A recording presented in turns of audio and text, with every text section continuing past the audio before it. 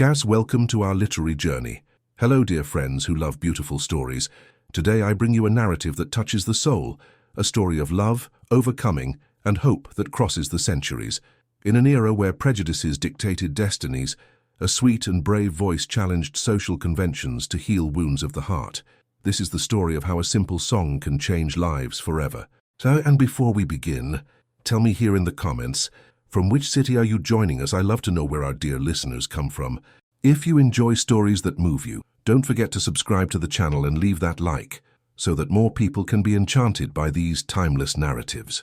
Reconcavo Baiano, 1881. A land perfumed by sugarcane, where stories of love and courage still resonate in the winds that blow from the San Francisco. The mansion of Santa Rita Plantation rose like a sleeping giant upon the hill, its closed windows guarding secrets that the wind dared not reveal. 10 months had passed since death had visited those chambers, and even so, the perfume of the white roses that Donna Carolina had cultivated insisted on perfuming the empty corridors. Colonel João Francisco de Carvalho y Silva walked along the dark wooden terrace, his steps echoing like solitary drums. At 38 years old, he carried silver threads at his temples that hadn't existed before that cursed January morning, when fever and childbirth took his wife and the son he never got to know. His eyes, once bright as honey from the plantation's beehives, now reflected only the emptiness of one who had lost his reason for living. In the room at the end of the corridor, small hands trembled over a sheet embroidered with tiny flowers. Isabel, at 5 years old, possessed the fragility of a wounded little bird, her large dark eyes surrounded by violet shadows that insomnia had painted. She hadn't slept since she heard the chapel bells toll 33 times on the morning her mother departed for heaven. Mother Josefa, the old caretaker who had raised João Francisco and now watched over Isabel, observed from the doorway threshold. Her calloused hands held a worn rosary, and on her lips whispered prayers that seemed to find no answer in the heavens. The sun declined behind the sugarcane fields when João Francisco entered his daughter's room. Isabel sat on the bed, her golden hair disheveled, staring into emptiness with the intensity of one who sees ghosts. "Papa," her voice was a broken silk thread. "Did Mama come back today?" The colonel's heart shattered once more. How to explain to the child that some departures have no return? Could any light still shine in that somber house? The weeks that followed brought a procession of frustrated hopes. Dr. Sebastião, respected physician from Cachoeira, arrived on a fine rain morning, his leather bag exhaling the scent of ether and bitter medicines. He examined Isabel with delicate fingers, listened to her heart that beat accelerated like hummingbird wings, observed her pupils dilated by constant fear. "Acute infantile melancholia," he murmured, scratching his greyish beard. "I shall prescribe valerian tincture and warm baths with chamomile."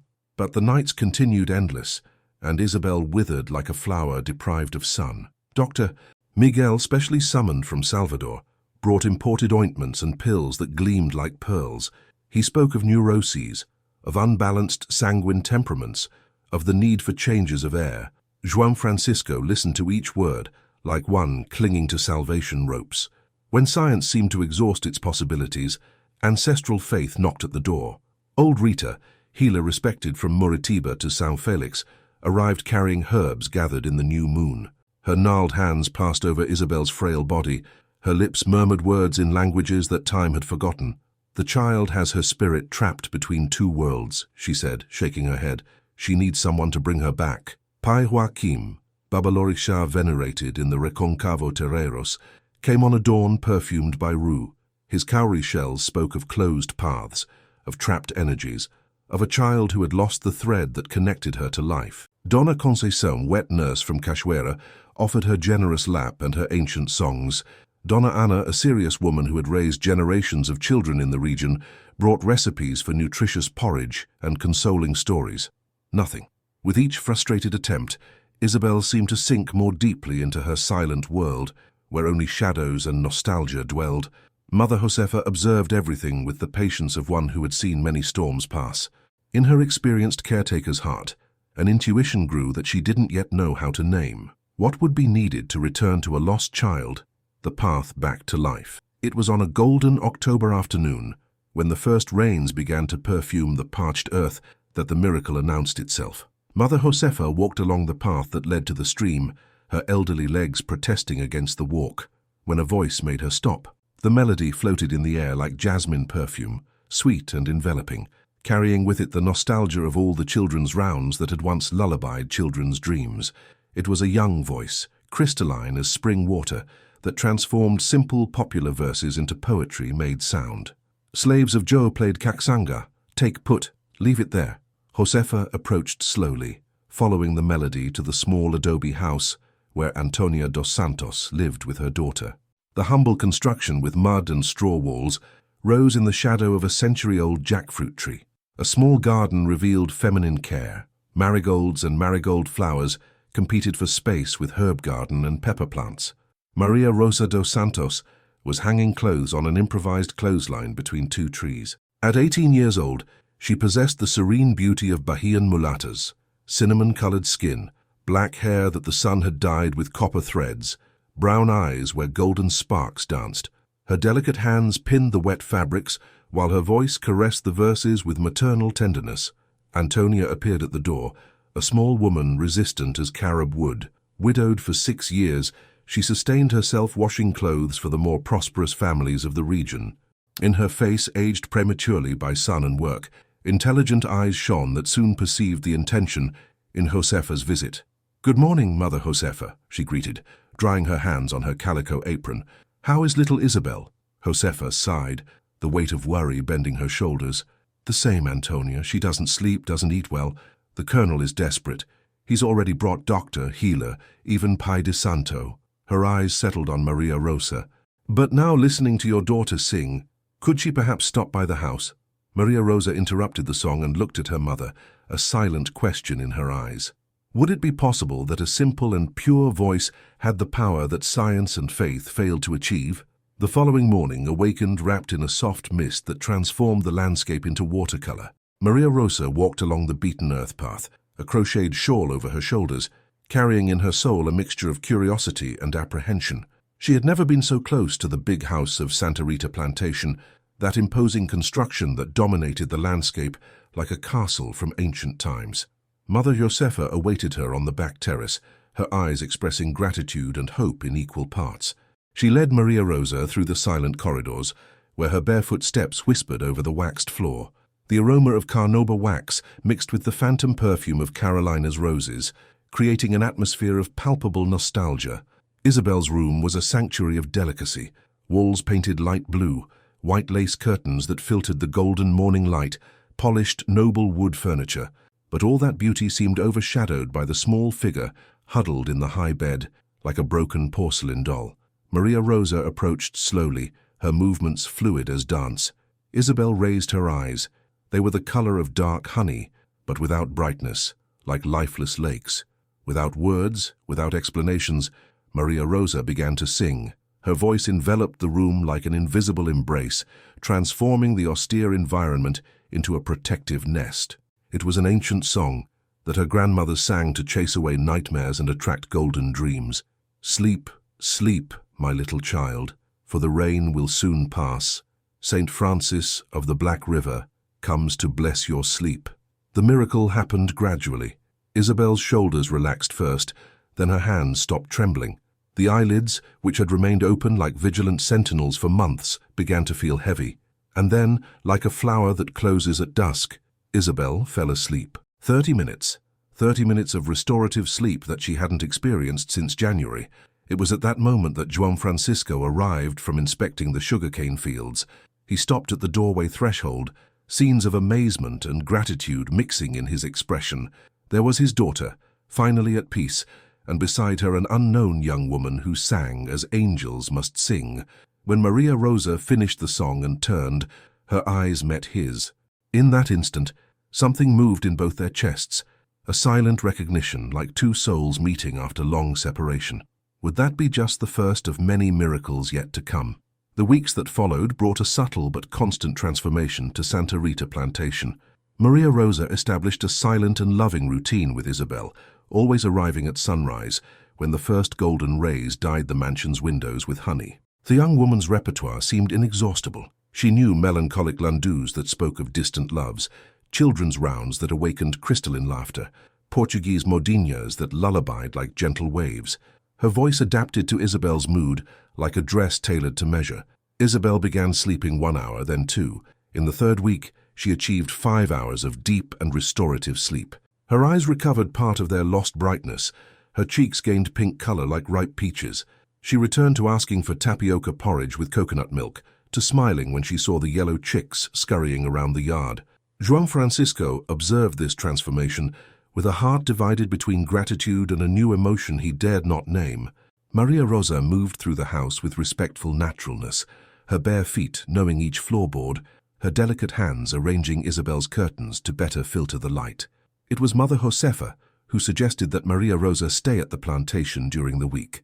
It's better for the child, she argued, but her wise eyes saw beyond Isabel's immediate need. The small back room, which had previously housed Carolina's sewing implements, was prepared to receive Maria Rosa. Freshly whitewashed walls, a simple but clean bed, a trunk for her few clothes. From the little window one could see the orchard where mangoes, pitangas, and jaboticabas grew. The changes didn't go unnoticed in the neighborhood. Dona Francisca Mendez, a 45-year-old lady who considered herself guardian of local morality, began making acid comments during Sunday visits. "An unmarried girl living in a widower's house," she murmured to her niece Rita, a 19-year-old who accompanied her like a shadow. These washerwomen always knew where to find better opportunities. But inside Santa Rita Plantation, life gained more vibrant colors each day. Isabel returned to playing with her cloth dolls, to running through the gardens chasing yellow butterflies, to asking for stories before sleep. And João Francisco? João Francisco found himself anxiously awaiting the moment when Maria Rosa's voice would echo through the corridors, transforming his house of mourning into a home of hope. But could that perfect harmony last forever? December arrived, carrying the perfume of ripe mangoes and the humid heat that precedes summer rains. At Santa Rita Plantation, the days passed in a sweet and dangerous routine. Isabel flourished like a garden after drought, her laughter echoing through corridors that had known only silence for so long. João Francisco found himself observing Maria Rosa with increasing frequency. He admired the curve of her shoulders when she leaned to kiss Isabel's forehead, the music of her barefoot steps on the floor, the way her fingers stripped hibiscus flowers to adorn the child's hair. One suffocating afternoon, while Maria Rosa sang on the terrace and Isabel played with corn dolls, João Francisco felt his chest tighten with an emotion he tried to deny. It wasn't just gratitude, it wasn't just relief at seeing his daughter cured. It was something deeper, more dangerous, more forbidden. The ghosts of his conscience whispered accusations. How could a man in mourning, who still kept closed mourning for Carolina, nourish such feelings? How could a respected colonel interest himself in a mulatto washerwoman? The internal conflict reflected in his attitudes. He had become distant, formal, addressing Maria Rosa only when necessary. She noticed the change and responded with equal reserve, but her eyes questioned the reason for that sudden coldness. It was when Antonio Silva, the plantation's overseer, began harassing Maria Rosa with indecent proposals. A rustic man of 40, he interpreted the young woman's presence in the big house as a sign of availability. "A beautiful mulatta like you doesn't need to stay humiliating herself singing for another's child," he said one afternoon, cornering her on the path to the pond. "I can give you your own house, pretty dress." Maria Rosa faced him with dignity, but João Francisco, who witnessed the scene from afar, felt an unknown rage burn in his chest. He dismissed Antonio with harsh words and threatening looks. That night, gossip began to circulate, first among the plantation employees, then spreading through neighborhood houses like perfume carried by the wind. "They say the mulatta did macumba on the colonel," was whispered in kitchens. "She bewitched the child first, then the father," was murmured on corners. Father Jose, young vicar recently arrived from Salvador, observed everything with progressive eyes and a Christian heart. He saw in Maria Rosa's devotion to Isabel an example of pure charity, but also perceived the tensions growing like a storm on the horizon. How can the heart choose to love precisely where society forbids it? The confession happened on a January afternoon when trade winds brought the perfume of distant rain. Isabel slept her vespertine nap, finally recovering the healthy schedule of a normal child. Maria Rosa embroidered on the terrace, her skillful fingers creating tiny flowers on white fabric. João Francisco approached slowly, like one approaching a skittish animal. He had rehearsed those words during sleepless nights, but in her presence, everything dissolved into pure and confused feelings. "Maria Rosa," His voice came out hoarser than intended. "I need to tell you something that has been tormenting me." She raised her eyes from the embroidery, and he saw in them an understanding that disarmed him. She knew. Somehow she knew what he had come to confess. "Colonel," she murmured, lowering her gaze again. "Don't call me that, not now," he asked, sitting in a nearby chair. "What I feel for you goes beyond gratitude, goes beyond respect. It's a feeling that shouldn't exist, but it does. Strong as a storm, inevitable as sunrise." The silence that followed was filled only by the song of Bentaveos in the garden. Maria Rosa stopped embroidering, her hands trembling slightly. "I know it's madness," he continued. "I know the differences between us, the conventions this defies. But since you arrived, you brought life not only to Isabel, but to me, as if I had begun to breathe again." Silent tears rolled down Maria Rosa's cheeks. When she finally spoke, her voice was a pained whisper. "Does the sir think I don't feel? Think my heart is made of stone?" She raised her eyes, and in them João Francisco saw reflection of his own love. "But love between us cannot exist. Not in this world, not in this time. I am mulatta and poor. You are colonel and white. This difference isn't resolved with feelings." The truth of those words cut like a sharp blade. Both knew of the prejudices they would face, of the social consequences such a romance would bring. "Then what do we do?" he asked, voice laden with desperation. "What is right?" she replied, beginning to fold the embroidery. "I return to my mother's house. Isabel is already cured. She doesn't need me anymore." But even while pronouncing the words, both knew that some wounds never completely heal. 3 days later, Maria Rosa packed her bags. Isabel cried inconsolably, without understanding why her song singer needed to leave. Could true love overcome the barriers that society builds? March brought abundant rains that transformed the Reconcavo into a symphony of greens. In the lowlands, rice grew vigorously. On the hills, coffee plantations bloomed white as snow. But in the humble adobe house where Maria Rosa had returned to live with her mother, a dark shadow began to form. Antonia awakened every morning coughing a dry cough that echoed through the mud walls. At first they attributed it to humid climate, to road dust, to vapors rising from the stream in cold dawns. But the cough persisted, gained strength, and with it came fatigue, lack of appetite, vespertine fevers that left Antonia trembling under cotton blankets. Maria Rosa cared for her mother with silent devotion, preparing teas of guaco and cambara, frictions with pork fat and eucalyptus. But every morning she found red drops in Antonia's handkerchief that spoke louder than any home remedy: tuberculosis. The word that no one dared pronounce floated in the air like perfume of withered flowers. At Santa Rita Plantation, Isabel regressed rapidly. The sleepless nights returned, nightmares, food refusal. João Francisco watched his daughter waste away again without being able to hide his own desperation. Each passing day made it clearer that Isabel's cure was intrinsically linked to Maria Rosa's presence. It was Mother Josefa who brought news of Antonia's illness. She returned from her Sunday visits to the village with worried eyes and heavy heart. "Antonia is very ill, Senor Colonel," she reported, watching Isabel play listlessly with dolls that no longer awakened her interest.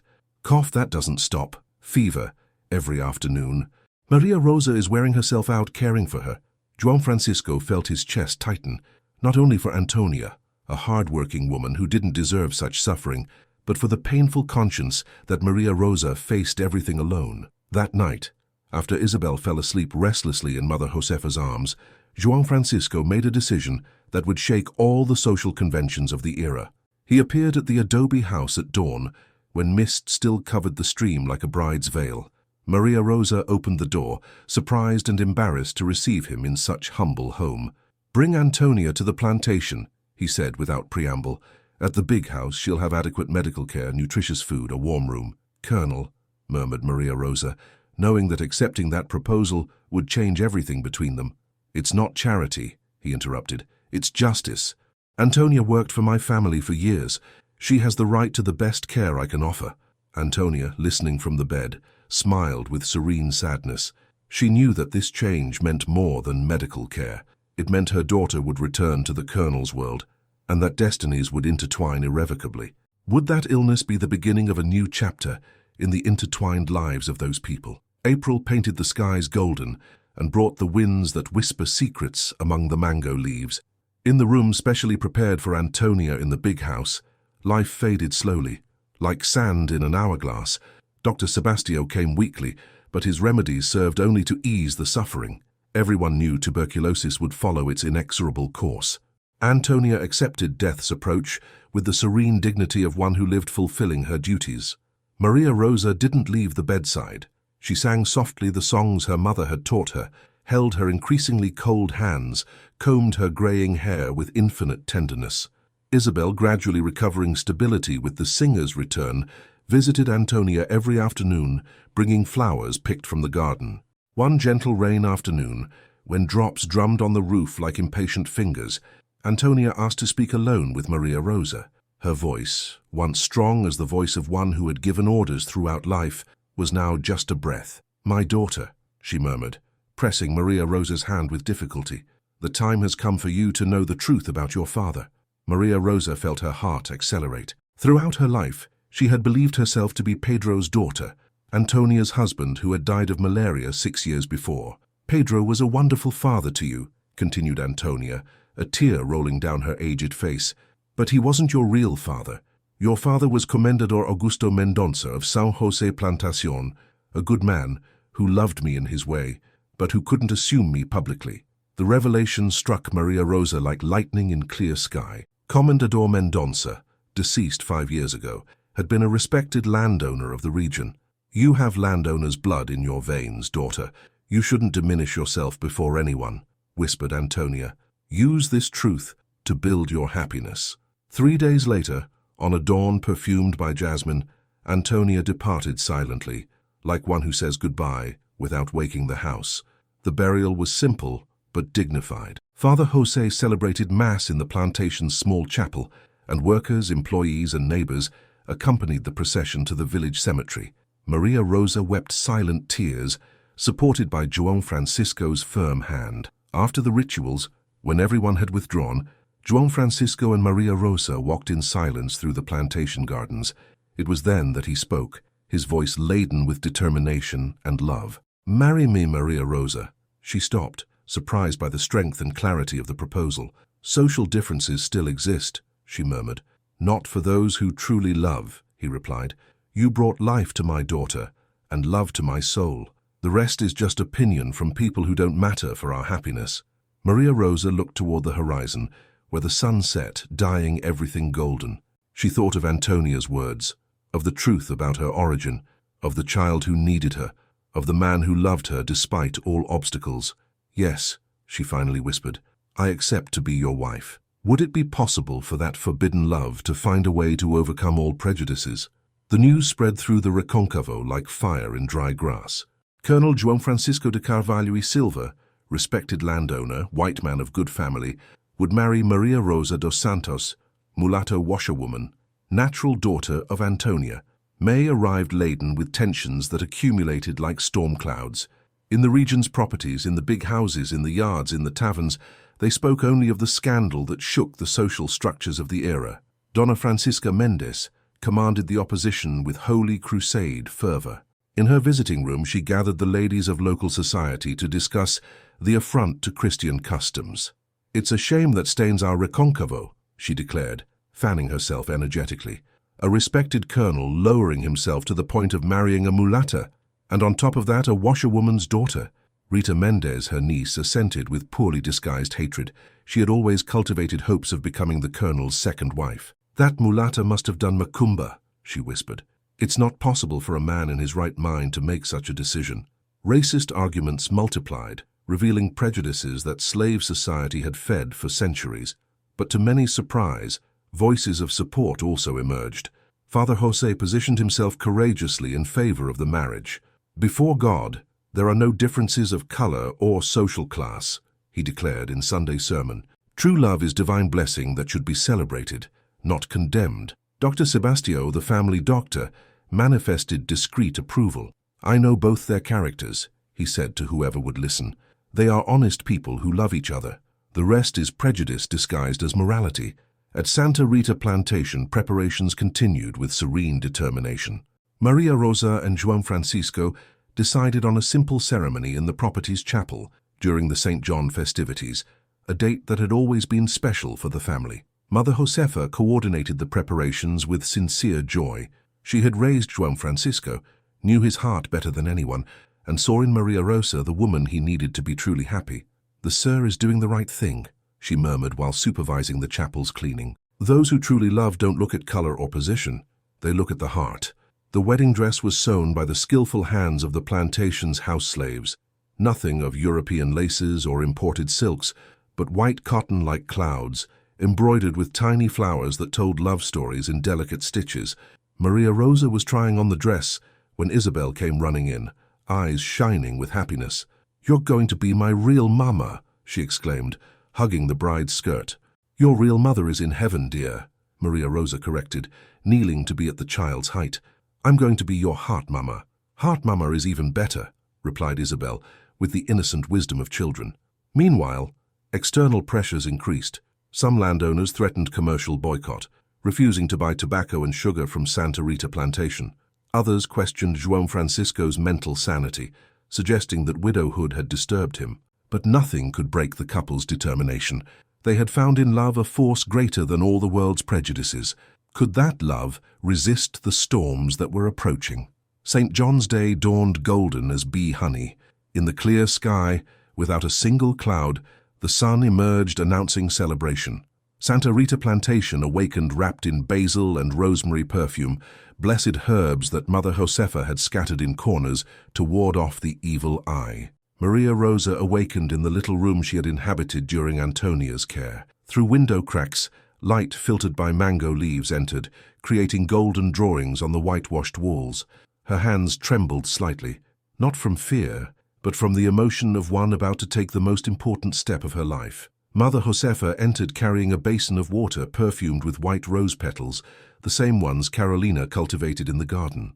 "It's to bless this day," murmured the old caretaker, her eyes moist with joy, "so that your love may be strong as ceiba roots." The ritual bath was accompanied by whispered prayers, blessings with rue branches, maternal caresses that prepared the bride for her transformation. Maria Rosa let herself be enveloped by those cares, feeling welcomed by the family that had chosen to adopt her. The white cotton dress adjusted to her body like second skin. Embroidered by the skillful hands of the plantation's house slaves, it had tiny flowers that told stories, carnations for mother's nostalgia, jasmine for pure love, hibiscus for beauty that blooms in any soil. Isabel, dressed as little bridesmaid in blue calico skirt, entered jumping into the room. "Maria Rosa, you're beautiful like a princess," she exclaimed, clapping. "And you're lovely as an angel," replied Maria Rosa, arranging the child's golden curls.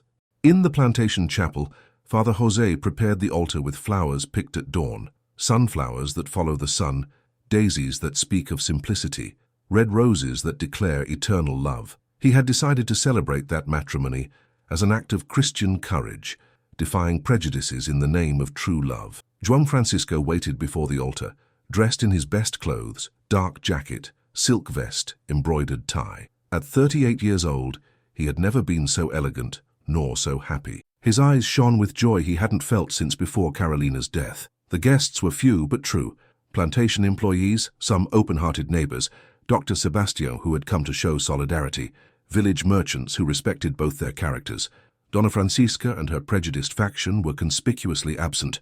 When Maria Rosa entered the chapel led by Mother Josefa's loving arm, who served as father, a murmur of admiration ran among those present.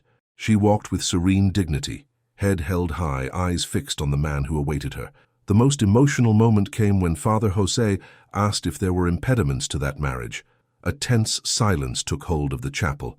Everyone knew of the prejudices surrounding the union, but no voice rose in protest. "I declare you husband and wife," announced Father José, smiling. "What God has joined, let no man separate." The kiss sealed not only a union, but a declaration that love can overcome any barrier. The party that followed in the plantation gardens was simple and joyful. Foot of Sierra Foro animated the night. Quadrilles were danced under the stars. Juniper liquor flowed generously. Maria Rosa, now Donna Maria Rosa de Carvalho y Silva, danced with her husband while Isabel jumped around, radiant with happiness. That was just the beginning of a new journey, but what challenges were yet to come? The months that followed the wedding brought storms that tested the resistance of the newly celebrated love. The commercial boycott intensified, some landowners terminally refusing to negotiate with Santa Rita Plantation. In the streets of Cachoeira and São Félix, discriminatory looks followed Maria Rosa when she went out for shopping or visits. Donna Francisca Mendes commanded a silent but venomous campaign. In her visiting room, she received society ladies for malicious comments that spread like plague through the sugarcane fields. "Did you see how she behaves?" she murmured, serving coconut sweets. "She walks down the street as if she were family people. She completely forgot where she came from." "That's what happens when you give wings to those born to walk on foot," responded Rita, still gnawed by jealousy. But Maria Rosa faced each humiliation with dignity that impressed even the most prejudiced. When merchants refused to serve her adequately, she responded with firm courtesy. When society ladies avoided her at Sunday masses, she raised her head and walked to the family pew with natural elegance. João Francisco felt each affront like a stab to the chest, not for himself, but for the woman he loved. Several times he wanted to confront the prejudice directly, but Maria Rosa calmed him with mature wisdom. "Time heals even the deepest wounds," she said, caressing his face. "Our happiness is worth more than the opinion of those who don't know how to love." To both their surprise, support came from where they least expected it.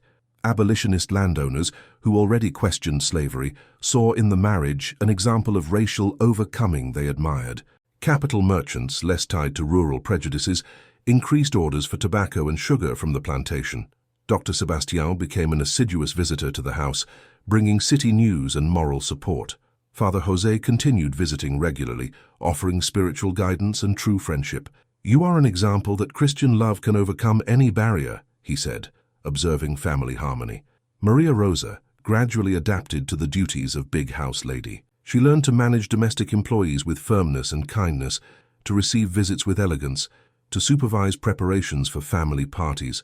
Her natural intelligence and sharp observation compensated for the lack of formal education.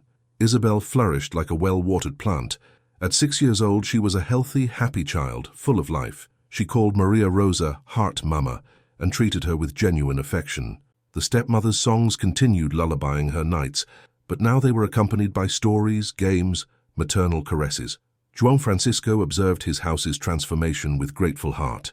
Santa Rita Plantation had returned to being a true home, where laughter echoed through corridors, where flowers adorned tables, where love built bridges over social abysses. "You brought happiness not only to me and Isabel," he confessed on a starry night. "You brought life to this house that seemed condemned to eternal melancholy."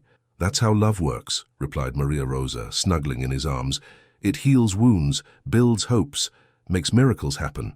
But would it be possible for that happiness to last forever, or were new challenges yet to come? December 1883 arrived wrapped in summer rain perfume and in the mystery of transformations that life reserves for those who have courage to love. Maria Rosa, now 20 years old, carried in her womb the blessed fruit of love that had defied social conventions.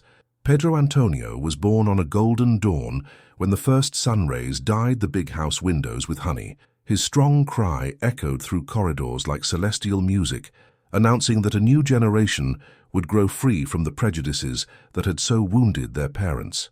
João Francisco held his son in his arms, with tears of joy rolling down his cheeks. That child represented more than family continuity. He was a symbol that true love can generate new life, even in the most arid soils. Isabel, at 7 years old, received her little brother with precocious maternal tenderness. She helped Maria Rosa with care, sang songs to make him sleep, protected him like a little guardian. "Now we're a complete family," she murmured, caressing the baby's dark hair. 3 years later, Ana Carolina arrived, bringing spring to the family's heart. A girl with green eyes like Grandmother Carolina's, but with her mother's sweet smile and serene temperament. She was born on a September afternoon, when the first yellow lapacho flowers bloomed in the gardens. Santa Rita Plantation prospered as never before. The initial boycott had dissolved before commercial success and the dignity with which the family faced adversities. Landowners from other regions sought João Francisco for business, admiring his courage and the quality of his products. Maria Rosa became a respected domestic administrator. Her natural intelligence, developed through observation and experience, impressed visitors who arrived with prejudices and left with genuine admiration. In 1886, when Isabel turned 18, the young woman announced her decision to study to be a teacher. She wanted to dedicate herself to education, especially of poor children and ex-slaves' children.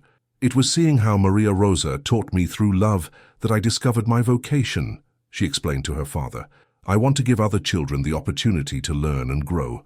João Francisco fully supported his daughter's decision, providing private teachers to prepare her adequately. Seeing Isabel transform into an idealistic and determined young woman was his greatest reward. Pedro Antonio grew strong and curious, showing early interest in military life. At 5 years old, he already played soldier, marching through corridors with wooden sword. João Francisco smiled, recognizing in his son the same adventurous spirit he had possessed in youth. Ana Carolina revealed precocious artistic talent. At 2 years old, she drew flowers with impressive precision. At 3, she mixed colors with natural painter's instinct. Maria Rosa encouraged these gifts, understanding that art would be the language through which her daughter would express herself. During these years, Mother Josefa aged serenely, seeing the family she had raised prosper beyond her most optimistic dreams. At 80 years old, she walked slowly through the gardens, telling stories to grandchildren, transmitting wisdom accumulated throughout decades. Father José continued celebrating masses in the plantation chapel, baptized Pedro Antonio and Ana Carolina, accompanied that family's growth as a loving pastor. His presence represented divine approval for a love many still considered sinful. "God writes straight with crooked lines," he said, observing the happiness radiating from that house. "You prove that true love can overcome any prejudice." But the greatest proof that this union was blessed was yet to come.